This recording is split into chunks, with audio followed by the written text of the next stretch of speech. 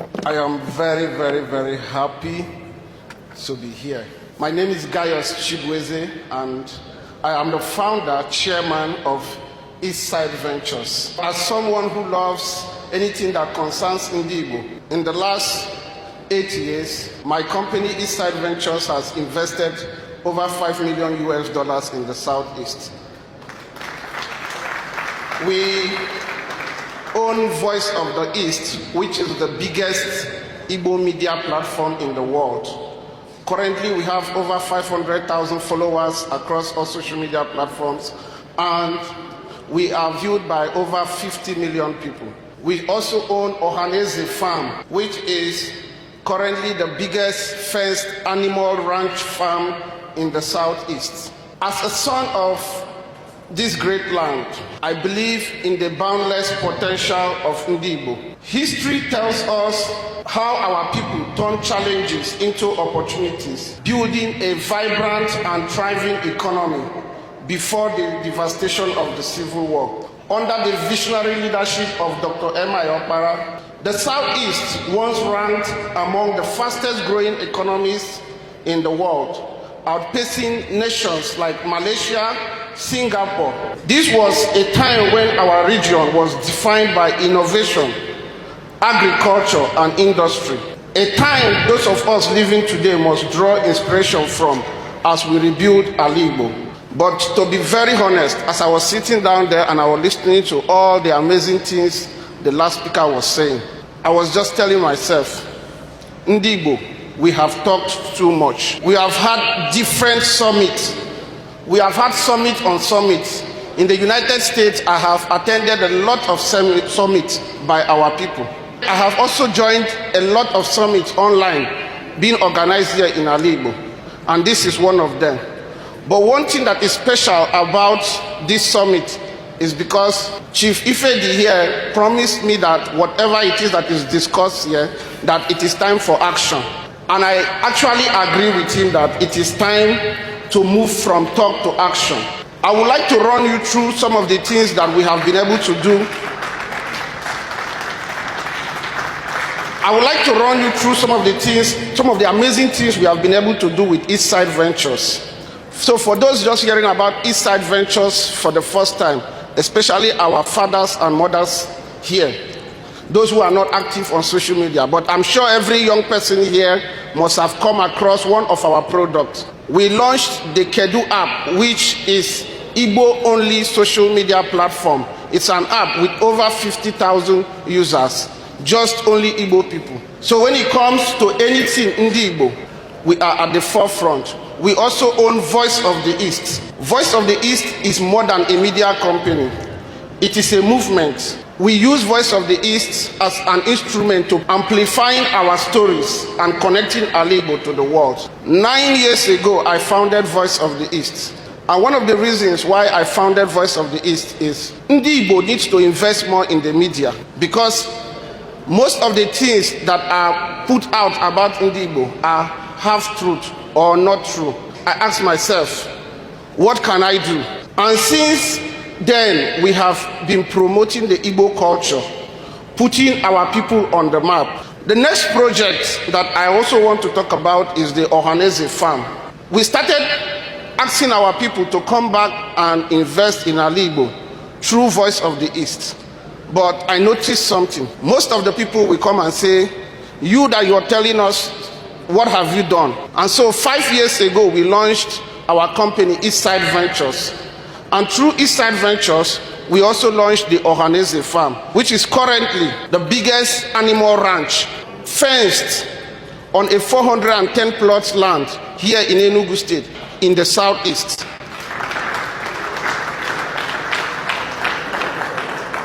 This farm and resort is our own way of investing in agriculture and ecotourism in the Southeast. This groundbreaking project is a model of innovation, sustainability, and opportunity. In this farm, we have things like livestock innovation, which we combine our mix of Efi-Igbo, Savannah Muturu for females, Ndama males, Sahelian goats, and West African dwarf.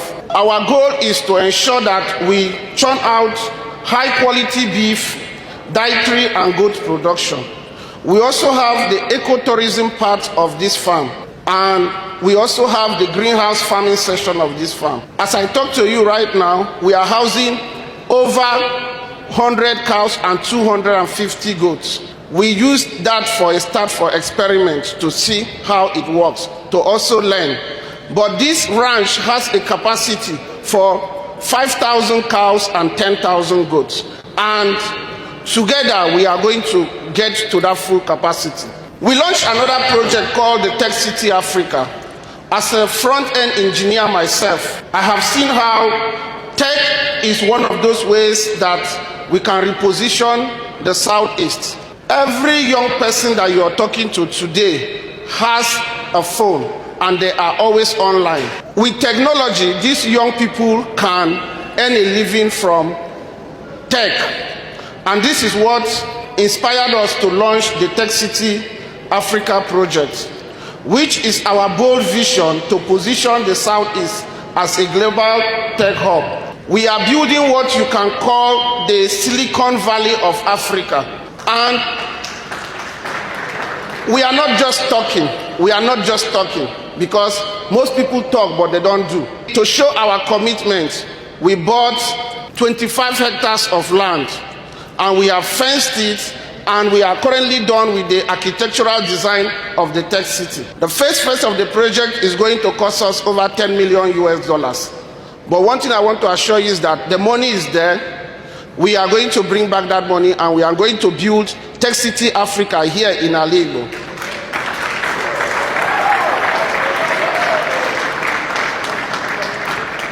When I was planning to attend this event from the United States, where I live in Miami, Florida, I called some of my Igbo brothers and other Nigerians, telling them I'm going to Nigeria.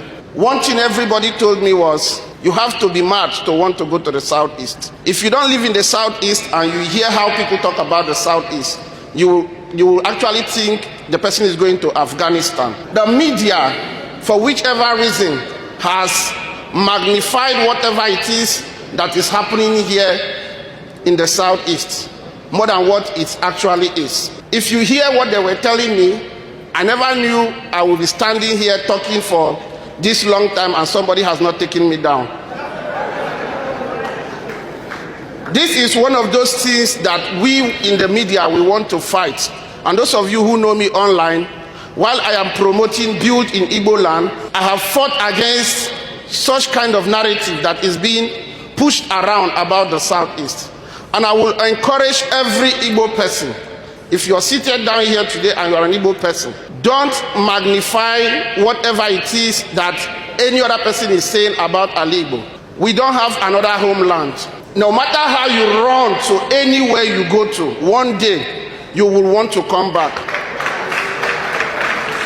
I would like to share, most of the people who have been discouraging me from saying I am not investing anywhere in Nigeria except Igbo are actually Igbo people. Unfortunately, they always tell me, you have to take it to Lagos, you have to take it to Abuja, you have to take it here. And I said, if everybody takes it to Lagos, Abuja, and other places, how will our people get jobs?